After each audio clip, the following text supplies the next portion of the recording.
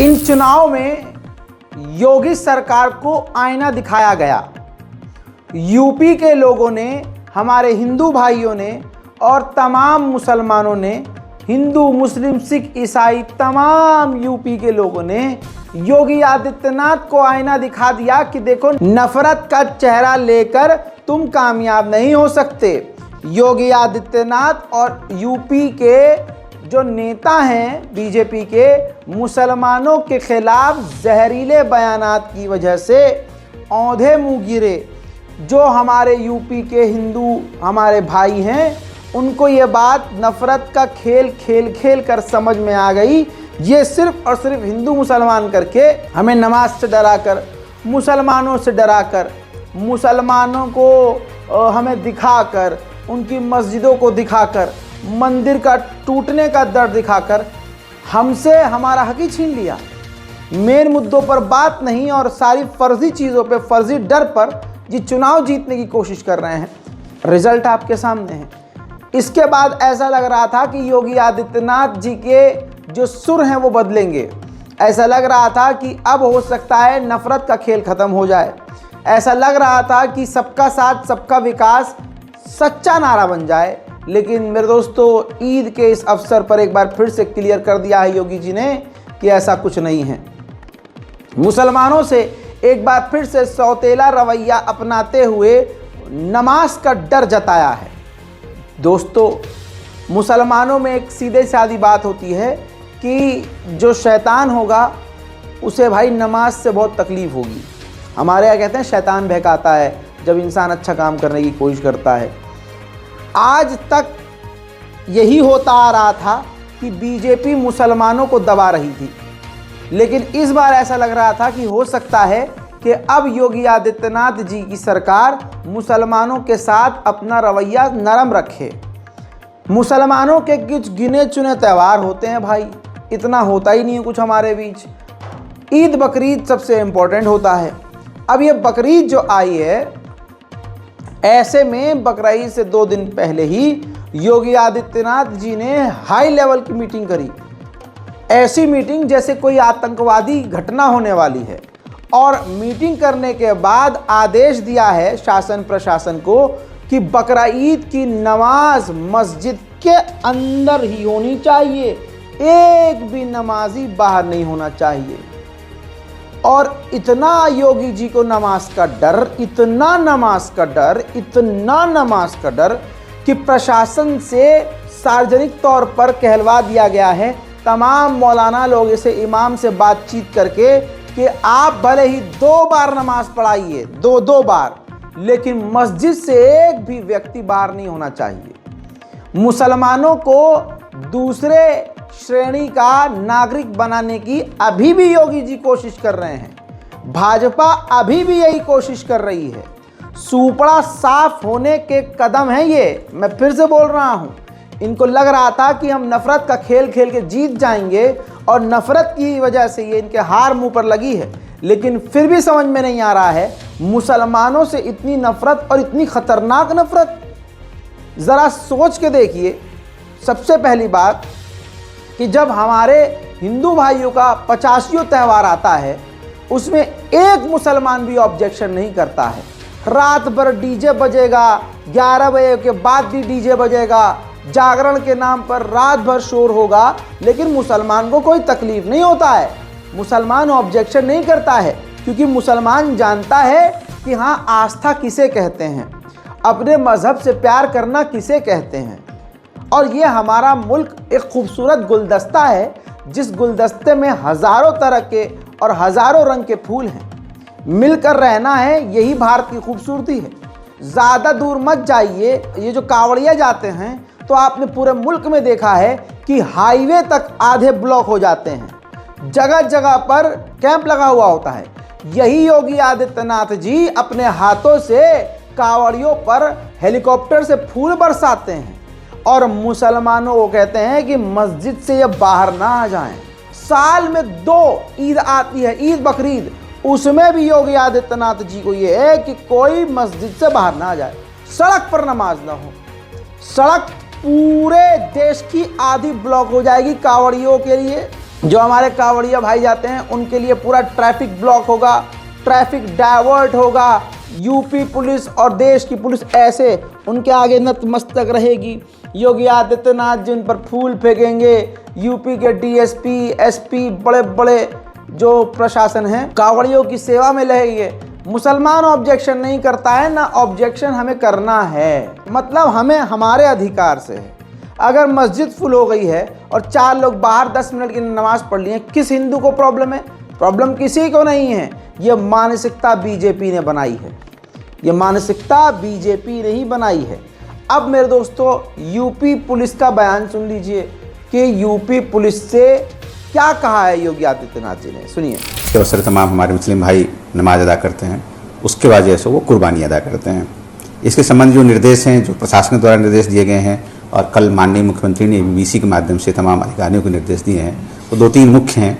एक तो ये जो नमाज अदा की जाएगी वो मस्जिद के अंदर ही अदा की जाएगी, किसी भी हालत में मस्जिद से बाहर सड़क पर नमाज अदा नहीं की जाएगी। इस संबंध में तमाम धर्मगुरुओं से हमारी बातचीत हो चुकी है, पीस कमेटी की मीटिंग्स हो चुकी है। उसके लिए तमाम हम लोगों ने अल्टरनेटिव भी सुझाए हैं। यदि कहीं किसी ईदगाह में या मस्जिद में नमाजियों की संख्या ज़्यादा होती है तो वो या तो 2 पालियों में नमाज अदा कर सकते हैं या बगल वाले किसी मस्जिद में नमाज अदा कर सकते हैं। किसी भी हालत में मस्जिद से या ईदगाह से बाहर आकर के सड़क पर नमाज अदा ना करें।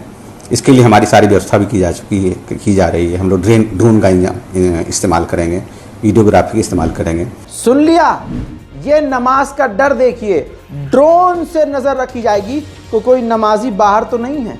तौबा तौबा यार, ये देश की राजनीति का स्तर है, ये योगी सरकार का स्तर है। अखिलेश यादव जी अब तो थोड़ा मजबूत हो गए हैं, आप थोड़ा मुंह खोलिए, कुछ तो बोलिए। विपक्ष से मेरी अपील है कि थोड़ा इस पर ध्यान दो कि मुसलमानों के साथ, अल्पसंख्यकों के साथ जो टारगेट करके उनको दबाने की कोशिश की जा रही है तो उनका थोड़ा साथ दीजिए। वहीं मेरे दोस्तों गुजरात मॉडल भी सुन लीजिए। आज हमारे हिंदू भाइयों को इतना भड़का दिया गया है मुसलमानों के खिलाफ कि क्या ही कहना। इतनी खतरनाक योगी आदित्यनाथ जी और भाजपा की हार के बाद फिर भी अकल नहीं आ रही है कि प्रभु श्री राम क्या मैसेज दे रहे हैं कि देखो मेरा नाम लेकर जो नफरत चल रही है, नफरत की नाव चल रही है, ये नफरत की नाव डूब जाएगी। अभी नाव में छेद हुआ है और ये नाव डूब जाएगी। ये प्रभु श्री राम का जो साइन है ये लोग समझ नहीं पा रहे हैं। गुजरात मॉडल समझ लीजिए। सीएम आवास योजना के तहत 461 फ्लैट में से 1 फ्लैट मुस्लिम महिला को दिया गया। सीएम आवास योजना गुजरात मॉडल के तहत 461 फ्लैट बने, जिनमें से सिर्फ 1 फ्लैट मुस्लिम महिला को दिया गया, बाकी 160 हिंदुओं को दिया गया। हिंदुओं को बर्दाश्त नहीं हुआ। एक मुसलमान महिला से इतनी नफरत, मुसलमान नाम से इतनी नफरत कि पिछले जब से ये उस महिला को अलॉट किया गया है तब से अब तक वहाँ के हिंदू जो हैं ज़बरदस्त प्रदर्शन कर रहे हैं। इतनी नफरत, ये नफरत देखकर समझ में आ रहा है कि मुसलमानों की ये लोग कहीं भी मॉब लिंचिंग कर देंगे। खुदा की कसम सोचिए, इतनी नफरत, इतनी ज़्यादा नफरत पूरे भारत में फैला दी गई है। यही गुजरात मॉडल दिल्ली में भी है, मुंबई में भी है। पहले गुजरात मॉडल देखिए, पूरे हिंदू समुदाय के लोग एक औरत का, मुस्लिम औरत का विरोध करने के लिए सड़क पर आ गए। ताकत देख रहे हो, एक महिला के खिलाफ, मुसलमान के खिलाफ। अबे भैया सरकार इनकी पावर में, ये चाहे जैसे भी ये प्रधानमंत्री हिंदू, राष्ट्रपति हिंदू, सीएम हिंदू, इनके मंत्री हिंदू, न्यायपालिका में हिंदू, प्रशासन में हिंदू, फिर भी एक मुसलमान से इतना डर और 2 रकत नमाज से इतना धक धक। सुनिए। करो जय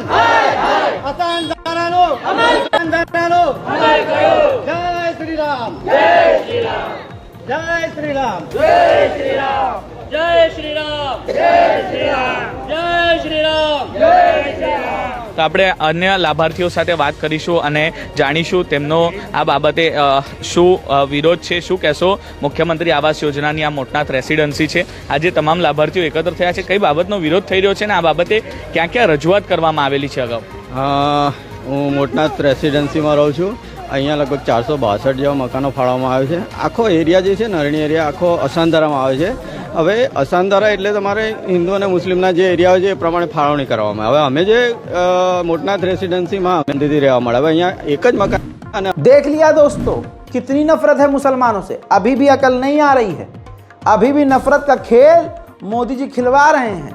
मोदी जी को तो यहाँ पर स्पेशल आदेश देना चाहिए कि देश को तोड़ने वाले और लोगों को तोड़ने वाले बयानात ख़त्म कर देने चाहिए. लेकिन जिस इंसान ने खुद ही मंगलसूत्र, खुद ही हिंदू मुसलमान, खुद ही वोट जिहाद कहा हो, वो क्या ही कुछ करेगा. खैर दोस्तों, अब इतिहास इन्होंने मोदी जी वालों ने व्हाट्सएप पे ही पढ़ा है. इतिहास बदला जा रहा है, किताब नहीं पढ़ेंगे. अब ऐसे ही व्हाट्सएप यूनिवर्सिटी से पढ़ कर अपने आप को हिंदू धर्म का युवा नेता समझने वाला गौतम खट्टर इस संगठन के थ्रू, इस संगठन को स्पेशली इसलिए दिखा रहा हूं, फ्रेंड्स ऑफ ट्राइबल सोसाइटी, यानी इन ट्राइबल्स को भी सोचना चाहिए कि वाहिद देश में आप ऐसे हैं जिनका कोई मतलब दुश्मन नहीं है और सब दिल में इनसे प्यार रखते हैं. आज ये ट्राइबल्स ऐसे लोगों को प्लेटफॉर्म दे रहे हैं कि वो सामने आकर इस स्टेज से इतिहास बदल रहा है. और हजरत इसने हज़रत मोइनुद्दीन चिश्ती के बारे में ऐसी घटिया और झूठी बातें कही जिसका इतिहास में कोई रिकॉर्ड नहीं है और जिसका सच से कोई लेना देना नहीं है. जो ख्वाजा मोइनुद्दीन चिश्ती हैं, पूरी दुनिया उनका सम्मान करती है. अब मुसलमान सारे चूड़ी लेकर बैठे हैं, न कोई FIR कर रहा है कि ख्वाजा मोइनुद्दीन चिश्ती के बारे में ऐसी बात कही गई. बहुत सारे ऐसे ख्वाजा मोइनुद्दीन चिश्ती के जबरिया फ़ैन हैं जो उनके आगे नतमस्तक रहते हैं, बहुत प्यार करते हैं. लेकिन ऐसे में अब प्यार टेस्ट करने की बात आ गई. पहले ख्वाजा मोइनुद्दीन चिश्ती के बारे में सुनिए किस तरह की अपमान गलत और जो भी मन में आ रहा है वो ये कुत्ते का बच्चा भौंक रहा है. लेकिन कोई इस पर कार्रवाई नहीं की जाएगी, ना इस पर कोई FIR मुसलमान करेगा. अब फिर मुसलमान कहते हैं यार कुछ हमारे साथ अच्छा नहीं हो रहा है. अबे भाई, तुम्हारे ऊपर जुल्म हो रहा है और तुम खुद नहीं बोल रहे हो, तो तुम ये कैसे उम्मीद करोगे कि दूसरा तुम्हारे लिए बोले. सुनो, राजस्थान में मोइनुद्दीन चिश्ती की अजमेर में दरगाह है.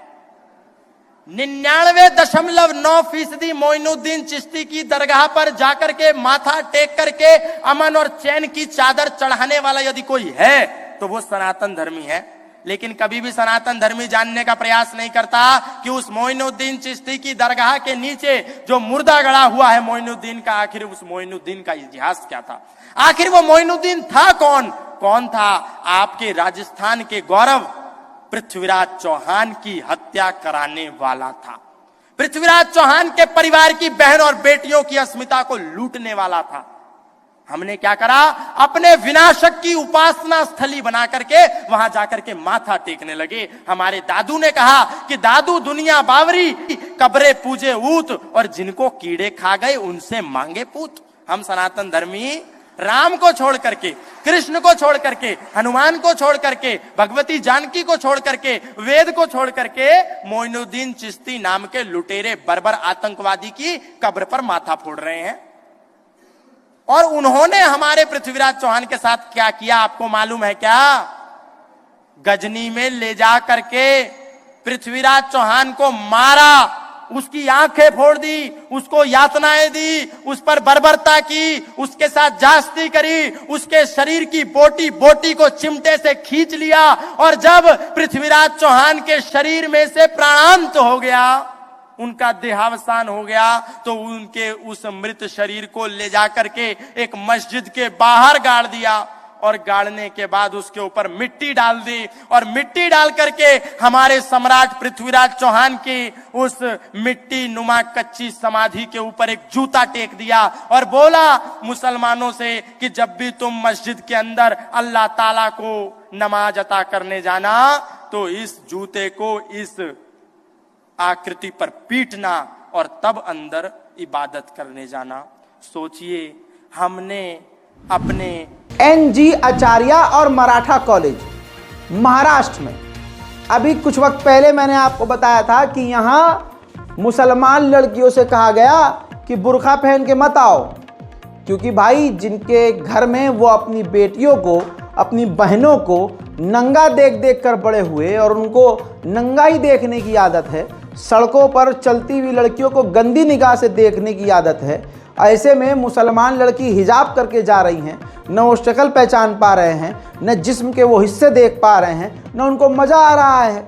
जबकि मोदी सरकार ने पिछले कई सालों में सिखाया है और इस तरह का माहौल बना दिया है कि मुसलमान लड़कियों के साथ कुछ भी करो बच जाओगे। ये भी पुण्य का काम है। इस तरह का एक एनवायरनमेंट बनाया गया है।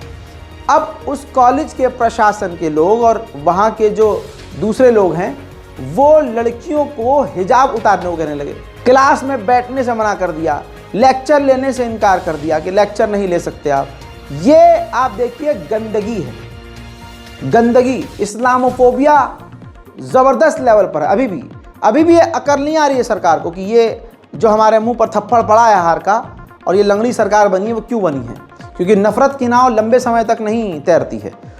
अब आपको बता दूं कि उन लड़कियों ने हिम्मत दिखाई। देखिए ये लड़कियां हैं पूरे हिंदुस्तान के मुसलमानों के लिए मिसाल। मुंबई हाई कोर्ट में अब इन्होंने PIL डालने की तैयारी कर ली है। कह दिया कि हम PIL डालेंगे क्योंकि शासन प्रशासन सुन नहीं रहा है और हमारे कॉलेज का जो प्रशासन है वो सुन नहीं रहा है, तो हम क्या करेंगे। हमारे कॉलेज में ही हमको पढ़ाया गया कि बोलने का अधिकार है, पहनने का अधिकार है, अपनी मर्जी से जीने का अधिकार है और इस भारत देश में आपको पूरी आज़ादी है। तो ऐसे में हमारा कॉलेज ही हम पर पाबंदी क्यों लगा रहा है। सुनिए। पहले तो जब ये ड्रेस कोड की बात आई तो पहले हम लोगों ने सोचा कि प्रिंसिपल से बात कर लेते। पहले मैं तो थी नहीं वो टाइम पे यहाँ पर मेरे जो फ्रेंड्स थे वो गए थे, हमारे जो वाइस प्रिंसिपल है, टीचर्स हैं, और प्रिंसिपल से बात करने के लिए कि ऐसा ड्रेस कोड क्यों है, हम लोग नहीं इसको फॉलो कर पाएंगे और क्यों लगाया। तो उन्होंने साफ बोल दिया कि आपको ड्रेस कोड फॉलो करना पड़ेगा और आपको बुर्का निकालना पड़ेगा।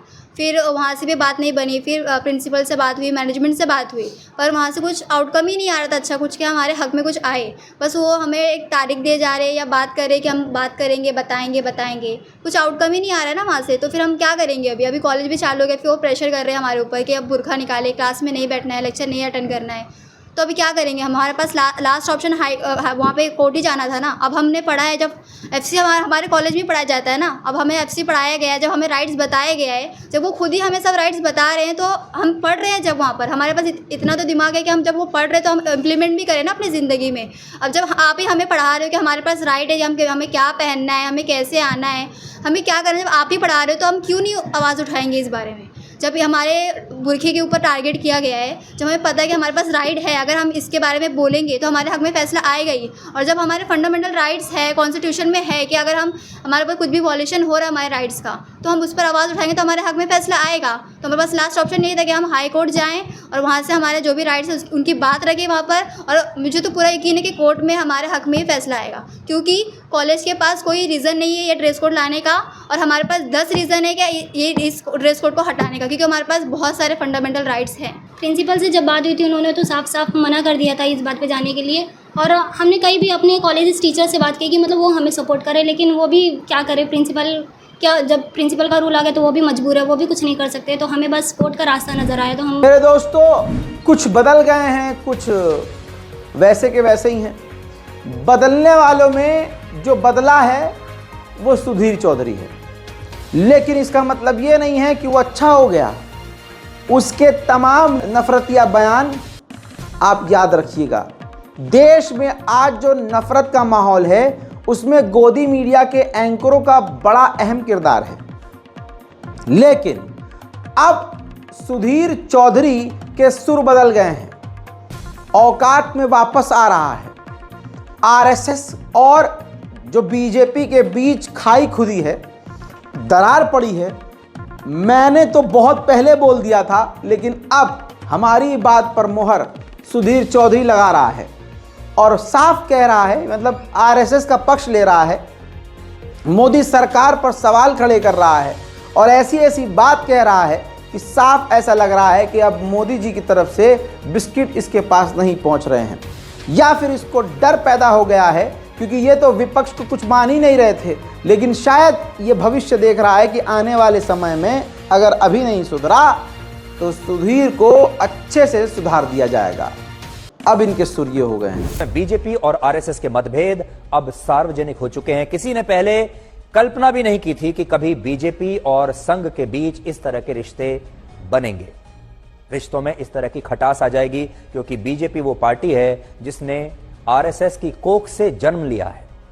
बीजेपी आरएसएस की गोदी में पली बड़ी हुई पार्टी है। वो आरएसएस के बारे में कभी ऐसा कैसे सोच सकती है, या फिर आरएसएस के नेता भी कभी बीजेपी के बारे में ऐसा कहेंगे, ये किसी ने कभी कल्पना भी नहीं की थी। अंदर अंदर बहुत सारी बातें होती थी, बहुत सारे मतभेद भी हो सकते थे, लेकिन इस तरह वो बातें सार्वजनिक रूप से आएंगी, ये किसी ने सोचा नहीं था। दूसरा, अब प्रधानमंत्री मोदी के सामने इस युग में, इस नए युग में दो बहुत बड़ी चुनौतियां हैं।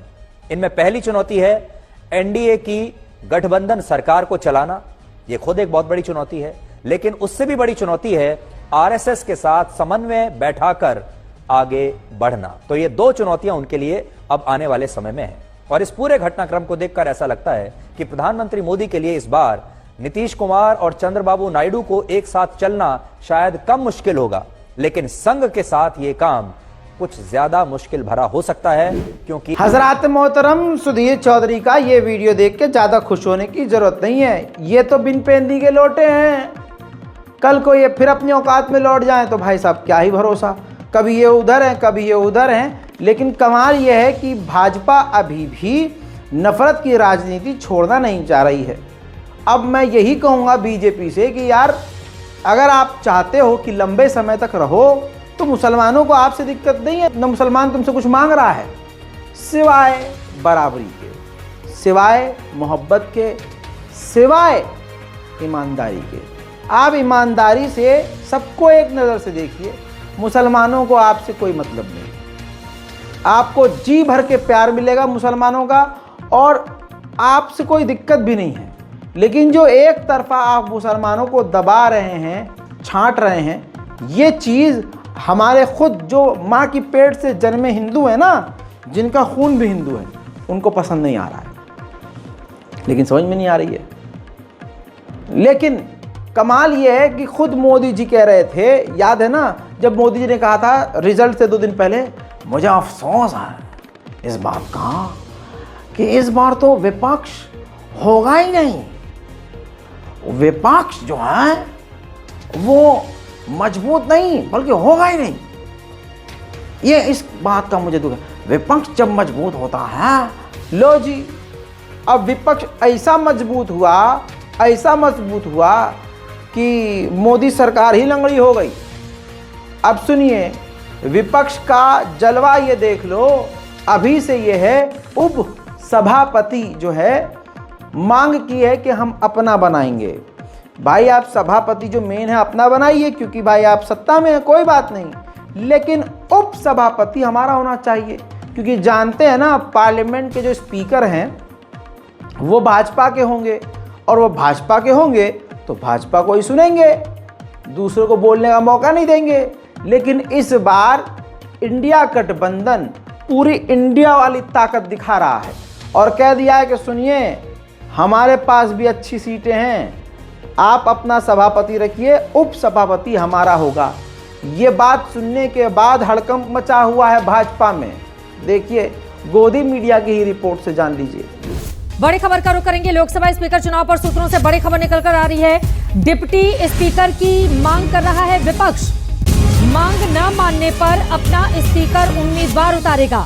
स्पीकर उम्मीदवार उतारा जा सकता है, इसको लेकर मंथन किया जा रहा है। संसद सत्र शुरू होने से पहले विपक्ष की ओर से यह फैसला लिया गया है। आपको बताते चले कि विपक्षी दल जिस तरह से फॉर्म में है, उनको जो सीटें आई हैं उसके मद्देनजर वो चाहते हैं कि डिप्टी स्पीकर पद जो है वो विपक्ष को दिया जाए। और यहां पर स्पीकर का पद भले ही रहे सत्ता पक्ष के पास, लेकिन डिप्टी स्पीकर का पद विपक्ष को दिया जाए और अगर सरकार ने इनकी मांगे नहीं मानी तो फिर स्पीकर उम्मीदवार उतारेगा, यानी कि यहां पर कड़ी टक्कर दी जाएगी। और उनको उम्मीद इस बात को लेकर है कि उधर एनडीए गठबंधन में जो दूसरे दल हैं हो सकता है इनकी मदद कर दें। इसी वजह से आपसी मंथन किया जा रहा है स्पीकर पद के चुनाव को लेकर। यह बड़ी जानकारी, बड़ी खबर निकलकर सामने आ रही है और लोकसभा स्पीकर चुनाव पर विपक्ष अपना उम्मीदवार उतार सकता है। अगर सरकार ने डिप्टी स्पीकर पद विपक्ष को नहीं दिया उसके बाद यह फैसला लिया जाएगा। कर्नाटका में बीजेपी जीतते ही कर्नाटक के लोगों को एकदम उपहार मिला है। 3 रुपये जो है वो पेट्रोल महंगा हो गया है और 3 रुपये 20 पैसे डीजल महंगा हो गया है विकास देखिए आप। ही हंस देने रिंकिया के पापा। जी हाँ, रिंकिया के पापा अब दिल्ली पर इल्जाम लगा रहे हैं। आम आदमी पार्टी ने दिल्ली में जो काम किया है आप भी जाकर देखिए, उसके बाद आप कहेंगे कि ही हंस दे रहे रिंकिया के पापा, ये सब क्या बोले जा रहे हैं। आम आदमी पार्टी का विरोध करते हुए कह रहे हैं कि इन्होंने कुछ किया ही नहीं है, आम आदमी पार्टी सिर्फ बहाना बनाना जानती है, न वहाँ साफ पानी है, न बिजली है, न मतलब इस तरह से बयान कर रहे हैं कि मुझे लगने लगा कि दिल्ली की बात नहीं किसी गांव देहात की बात कर रहे हैं। अगर आप इनकी बात से एग्री हैं तो नीचे कमेंट जरूर कीजिएगा। देखिए, आम आदमी पार्टी बहाने बनाना जानती है, वो कभी भी जनता को सुविधा देना जानती ही नहीं। कांग्रेस 15 साल रही है इस दिल्ली में सरकार में और लगभग 10 साल पूरे होने जा रहे हैं आम आदमी पार्टी के। इन्होंने दिल्ली को न तो साफ पानी दिया, न तो पानी दिया, कई इलाकों में जल जमाव से मुक्ति नहीं दी। अब तो बुजुर्गों का पेंशन भी बंद है, दिल्ली के गरीबों का राशन कार्ड भी नहीं बन रहा है, 10 साल में एक नया राशन कार्ड नहीं बना है। आम आदमी पार्टी को बहाने बनाने आता है, इनको जनता का काम करना ही नहीं आता है और न तो नीयत है सीखने की। अब इनका टाइम हो गया है समाप्त। हमें बहुत दुख के साथ कहना पड़ रहा है कि 6 महीना बाद जो चुनाव आ रहा है, अब इनसे वो चाबी ही दिल्ली की जनता छीनकर नरेंद्र मोदी जी को दे देगी, डबल इंजन, जिससे हम 5 साल के अंदर भारतीय जनता पार्टी एनडीए दिल्ली का सारी समस्याओं का निदान करके देगी। हम बहुत दुखी मन से रोज दिल्ली के जनता को पानी के लिए, पेंशन के लिए खून के आंसू रुलाकर जो आम आदमी पार्टी त्राही त्राही मचाए हुए है, अब इसका जवाब दिल्ली की जनता बहुत जल्द इनको हटा कर देगी। महाराष्ट्र के अंदर चुनाव से पहले और अब तक आपने देखा कि कितना इस्लामोफोबिया फैलाया गया। जहर जहर जहर, सिर्फ जहर मुसलमानों के खिलाफ। लेकिन एक लंबे समय के बाद हो सकता है ये जो माहौल बना है नफरत की राजनीति से, एकनाथ शिंदे साहब को शायद थोड़ा सा हुआ होगा कि ठीक है यार, अकल आ गई कि नहीं यार, सबको लेके चलना है। तो 10 करोड़ रुपए वक्फ बोर्ड को देने की घोषणा की है एकनाथ शिंदे महाराष्ट्र की सरकार ने। और फ्री में नहीं, वो ऐसे नहीं खेलने के लिए ना दिया, ये इसलिए है कि 2024-25 तक आपको अपने तमाम कामों का, जो आपके काम होते हैं वक्फ बोर्ड के, सबको डिजिटलाइज करना पड़ेगा। इस काम के लिए महाराष्ट्र की सरकार ने पैसा दिया। इस पर इतना भड़क गया जंगली सुअर कि क्या ही बताऊं। गालियां तक बकना शुरू हो चुकी हैं एकनाथ शिंदे को, और एकनाथ शिंदे को तुरंत हिंदू लोग ही निशाने पर लेने लगे हैं। सबसे पहले इसका भौंकना सुनिए, और इसका ये लास्ट वाला बहुत बढ़िया होता है। बिंदास बोल। तू समझा? हाँ। नहीं, तू समझा नहीं। महाराष्ट्र सरकार ने वक्फ बोर्ड को 10 करोड़ रुपए की खैरात क्यों दी? मोदी को हराने के लिए जिन्होंने वोट जिहाद किया, एकनाथ शिंदे जी उनको रिटर्न गिफ्ट क्यों दे रहे हैं? मतलब अफजल खान अगर अब पीठ में खंजर मारेगा तो उसका पेट फाड़ने के बजाय उसको इनाम से नवाजा जाएगा। देना है तो अपने पार्टी के खाते से दीजिए, जिसे कुछ ही समय पहले आपने हिंदुत्व के नाम पर अलग किया था। जिस बोर्ड को रद्द करना चाहिए उसे पैसे देने का हम विरोध करते हैं। मैं जनता को भी कहता हूं, आप भी मेरा साथ दीजिए और बोलिए बिंदास मेरे साथ। देख रहे हैं बिंदास बोल को। मेरे दोस्त तो आदत नहीं छूटती है, गंदे इंसान को गंदी आदत पड़ जाए तो छूटती ही नहीं है, गंदे इशारे करता रहता है।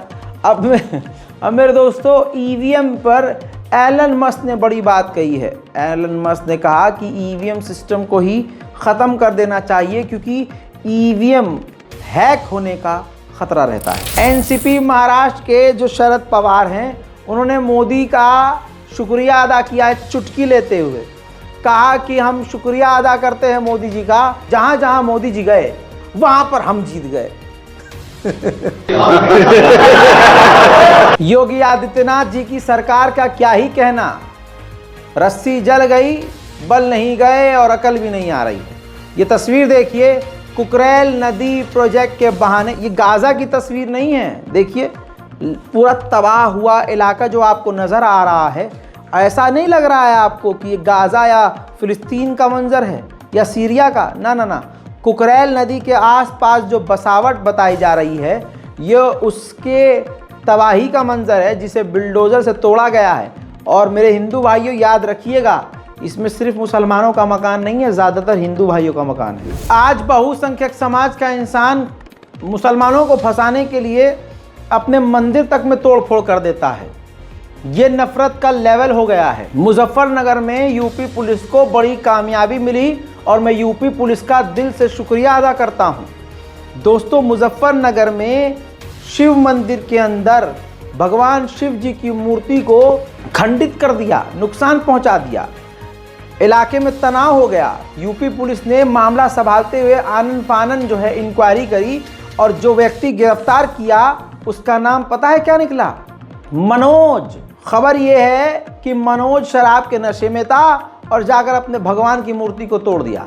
देखिए, अवगत कराना है, दिनांक 14/15 की रात में ग्राम पीपल साह से थाना तेतावी पर एक सूचना प्राप्त हुई कि एक व्यक्ति द्वारा जो शराब के नशे में है, शिव मंदिर में एक मूर्ति को अपने स्थान से हटाने का प्रयास किया गया है और उसके द्वारा छेड़छाड़ की जा रही है। इस सूचना का तत्काल संज्ञान लेते हुए थाना प्रभारी सहित थाना तेतावी की पुलिस मौके पर पहुंची और उस शरारती व्यक्ति को तत्काल पुलिस द्वारा हिरासत में लिया गया आम लोगों के सहयोग से और इस संबंध में तहरीर प्राप्त करके थाना तेतावी पर सुसंगत धाराओं में अभियोग पंजीकृत कराया गया है।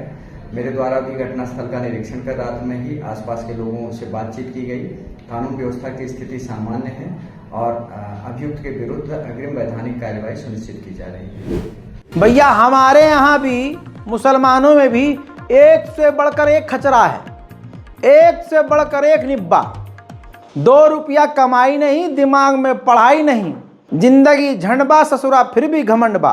रील्स का सिस्टम क्या आ गया, इंस्टाग्राम का चलाना आ गया, औकात से ज़्यादा बोलने लगते हैं। अब इन ससुरों की वजह से पूरे मुसलमान बदनाम होते हैं। अभी तो यही समझा के थक रहा हूँ। अबे भाई, तुमने बकरा लिया है, हायाबूसा नहीं ले ली, ऐसे घुमा रहे हैं बकरा जैसे स्कूटी है।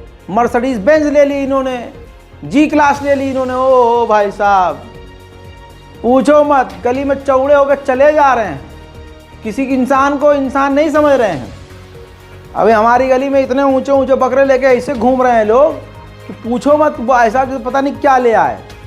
और भाई साहब नाक नहीं ऊंची, 70,000 का है, 70।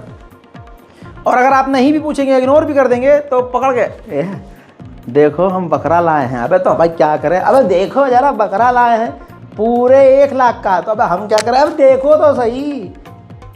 ये चल रहा भाई अब शो ऑफ, और ऊपर से ऐसे निब्बे। और अभी मैं मना कर रहा हूँ, इस तरह की वीडियो मत बनाओ, बकरों वकरों के अपलोड मत करो और ये अपने ज़बियों की तस्वीर अपलोड ना करो। तो भाई इस भाई ने ज़्यादा बात सीरियस ले ली और सोचा कि चलो शेर व शायरी तो कर सकते हैं, तो शेर व शायरी में भाई साहब ने पड़ी लकड़ी ले ली। देखिए, हिंदुस्तान के कोने कोने पर अल्लाह अकबर का नारा गूंजेगा और ली किसी ने बकरा ईद पर पड़ी लकड़ी तो खूनी बेहिसाब बरसेगा। अब बताइए, खूनी खून बहेगा, पूरे हिंदुस्तान में अल्लाह अकबर करवा रहा है। पहली बात तो पूरे हिंदुस्तान में क्या पूरी दुनिया में अल्लाह अकबर होता है, 5 टाइम होता है। इस लवड़े ने भुज्जम को यह पता ही नहीं। देश का माहौल इतना ख़राब है, मौका चाहिए, बाल लंबे करने से कोई हीरो नहीं हो जाता है। यहाँ आपने जोश देखा और यूपी पुलिस ने ऐसी लकड़ी करी कि फिर ये देखिए ये हाल है इसका जेल के अंदर। साहब मुझे माफ कर दो, मेरे से गलती हो गई, मुझे इस रील के बारे में नहीं पता था। साहब मुझे माफ कर दो, एक बार माफ कर दो साहब, मैंने अपने दोस्तों को कहने पर किया था, आइंदा ऐसी गलती नहीं होगी। साहब मुझे माफ कर दो साहब, इस रील का मुझे रील के बारे में कुछ पता नहीं था साहब, मैंने बना दी। हाँ तो मुसलमान बच्चों, औकात में रहो, पढ़ाई पर ध्यान दो। औकात का मतलब ये है पढ़ाई पर ध्यान दो। IPS IAS YAS बनो, इन सब चक्करों में मत पड़ो। फालतू की वीडियो मत बनाओ, ऐसी चीज़ें बनाओ जिससे समाज का फ़ायदा हो, ना कि नुकसान हो। अब लकड़ी इनमें भी गई, अब इसने फंसा दिया दोस्तों को भी कि मैं दोस्तों के कोई किसी के कहने पे वीडियो नहीं बनाता है, सबके दिमाग की खुद की गंद होती है। एक कहावत है, बुरे काम का बुरा नतीजा। और दूसरी बात मैं ये कहता हूँ, इस्लाम में जो भी चीज़ें हैं बेकार नहीं हैं। हमारा दिमाग इतना बड़ा और मजबूत नहीं है कि हम सारी इस्लामी बात समझ सकें, लेकिन इस्लाम में हर चीज़ का कोई ना कोई मतलब है और हमारे फ़ायदे के लिए है। बुरे काम का बुरा नतीजा सुनिए।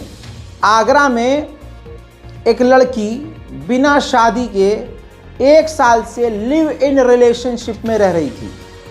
नाजायज़ ताल्लुकात, मॉडर्न रिलेशनशिप, बिना शादी के सब कुछ हो जाना और बस निकाह ना करना, बाकी सब कुछ कर लेना। मन भर गया लौंडे का, आदमी का। एक तो लड़की ने अपने माँ बाप को छोड़ा, यह सबसे बुरी चीज़ है। ऐसी मोहब्बत पर लाख जूते मारो जो तुमको तुम्हारे माँ बाप से अलग कर दे। याद रखना दोस्तों, मर्दों को कह रहा हूँ, लड़कों को, अगर लड़की तुम्हारे लिए अपने माँ जिसकी कोख में वो 9 महीने रही, उसको छोड़ के, अपने बाप को छोड़ के, बाप की इज्जत को रौंद के, अपने पूरे ख़ानदान पर इज्जत पर थूक के तुम्हारे पास आ जाए, तो याद रखना कल को वो तुम्हें भी छोड़ सकती है। सबसे बेहतरीन लड़की वही होगी जो अपने माँ बाप की इज्जत करती होगी और अपने माँ बाप की वैल्यू करती होगी। वो मोहब्बत बहन मोहब्बत नहीं है कि वो मोहब्बत आपके दिल में ये चीज़ पैदा कर दे कि ये जुम्मा 4 दिन का लड़का, चाहे 2 साल का रिलेशन हो, चाहे आपका 5 साल का रिलेशन हो, माँ बाप से बढ़कर कोई नहीं होता, कोई भी नहीं माँ बाप से बढ़कर। अल्लाह के बाद माँ बाप का रुतबा है, ये जान लीजिए। हर मज़हब हर धर्म कहता है। तो अगर आपके दिल में ये आ रहा हो कि इस लड़के के लिए मैं अपने माँ बाप को छोड़ दूंगी, तो वो मोहब्बत नहीं, आपके अंदर शैतान हुलूल कर गया है। अब रिजल्ट देखो, आगरा में एक लड़की ने अपने माँ बाप को छोड़ा, रिश्तेदारों को छोड़ा और लिव इन रिलेशनशिप में रहने लगी। लड़के का मन भर गया या जो कुछ भी भाई, दूसरा ऑप्शन मिल गया होगा, या उसके घर वाले कहीं और निकाह करने की सोच रहे होंगे, या हो सकता है वो शादीशुदा हो। भाई बीच सड़क पे हंगामा तब हो गया जब लड़की ने हाथ पकड़ के शोर मचाना शुरू कर दिया कि ये 1 साल से रिलेशनशिप में था और मुझे छोड़ के जा रहा है, लिव इन में रहा, मेरा अबॉर्शन कराया। तो देखिए इसमें गलती लड़के की बाद में लड़की की पहले है। आप रह क्यों रही थी? आपने अपने घर वालों को छोड़ा क्यों था? सुनिए।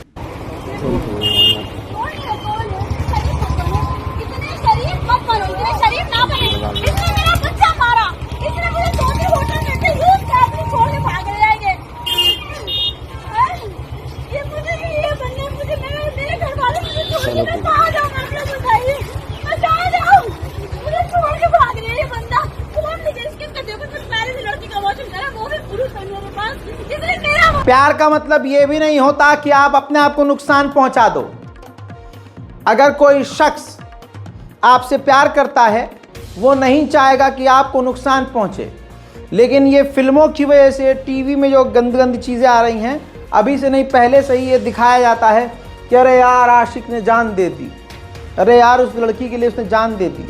भाई ये 2024 है, माफ़ कीजिएगा, एक से एक लड़की भी खिलाड़ी है, एक से एक लौंडा भी खिलाड़ी है। अब ऐसे ही यूपी के बांदा का एक नौजवान लड़का बेचारा इतना बड़ा अपनी गर्लफ्रेंड का आशिक, ये बेचारा पारस गुप्ता। अब पता नहीं इसकी ये तो इन्वेस्टिगेशन का पार्ट है, लेकिन मेरा दिमाग जो कह रहा है वो मैं बताऊंगा ज़रूर। पारस गुप्ता को इसकी गर्लफ्रेंड ने बोला कि तुम मर कर दिखाओ तो मैं जानूंगी तुम मुझसे प्यार करते हो। वो तो थी एक नंबर की हर्राफा, ये इतना बड़ा बेवकूफ़ कि 6 पेज का सुसाइड नोट लिख के फांसी लगा ली, इस कमरा बंद करके मर गया। अब इसकी आत्मा को चाटेगी वो, मान गई होगी कि हाँ प्यार कर लिया, प्यार करता था वो। अब तुम्हारी आत्मा का अचार डालेगी वो। अब तो तुम कब्र में या भस्म हो जाओगे, जलोगे कयामत तक। अब ऐसे प्यार का क्या फ़ायदा दोस्तों, बताइए। तो भाई मेरा दिमाग ये कहता है कि जो इनकी गर्लफ्रेंड रही होंगी उनका कहीं और भी चल रहा होगा। एक तो लड़की के पास ऑप्शन बड़े होते हैं, वहाँ चल रहा होगा। अब ये बेचारा पीछे लगा होगा कि हमसे ब्याह करो, ये करो, वो करो। ये मैं अपना दिमाग बता रहा हूँ, जिस तरह का रवैया है लड़की का इसके साथ, पारस गुप्ता के साथ, तो लड़की का चल रहा होगा कहीं और। तो इसको रास्ते से हटाने की बोल दिया होगा कि भैया तुम मार के दिखाओ तब जानेंगे तुम कितना प्यार करते हो हमसे। हो गया ख़त्म। अब दिक्कत ये है कि बेचारी लड़की ने ये सोचा ही नहीं होगा कि वो सुसाइड नोट में मेरा नाम लिख देगा। खुद की ज़िंदगी बर्बाद, वो तो ख़त्म हो गया। अब लड़की के ऊपर भी केस।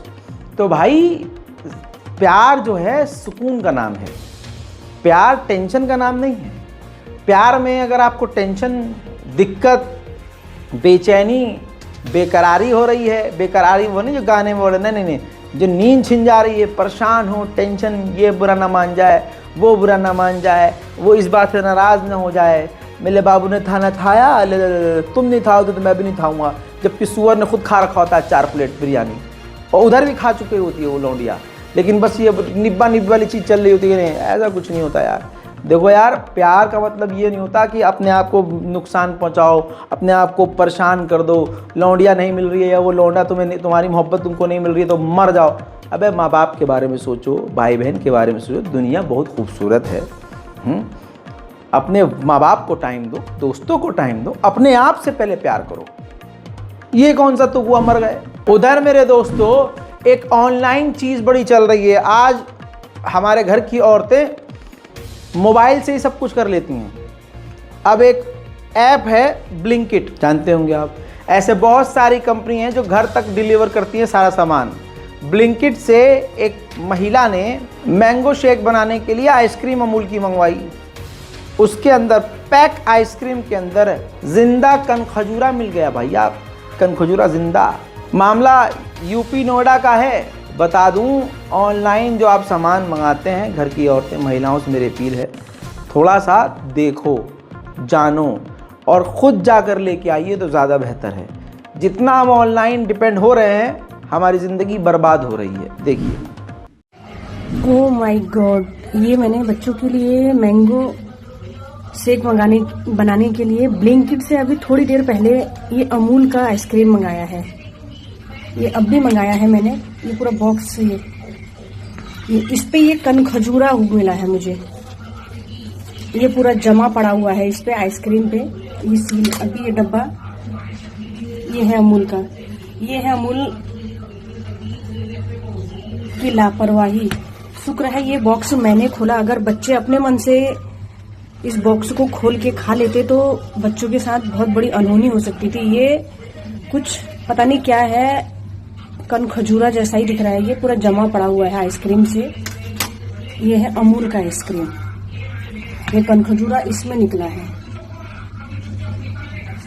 ये मैंने ब्लैंकेट से अभी सामान मंगाया था मैंगो शेक बनाने के लिए। ये आइसक्रीम मंगाई थी, ये ब्लैंकेट से सामान मंगाया था मैंने अभी, और इसमें निकला है ये अमूल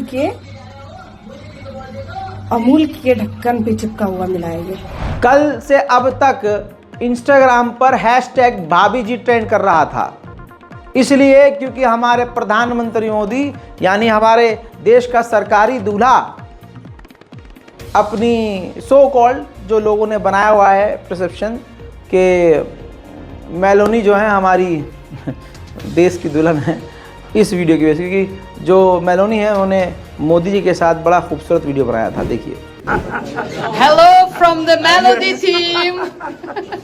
चलिए मोदी जी की मोहब्बत के कि आखिरी इस मंजर के बाद आपसे विदा लेना चाहूँगा। अपील फिर वही कि अपने ज़बीहों की तस्वीरें अपलोड ना करें, ना करें, ना करें, ना करें। जय हिंद।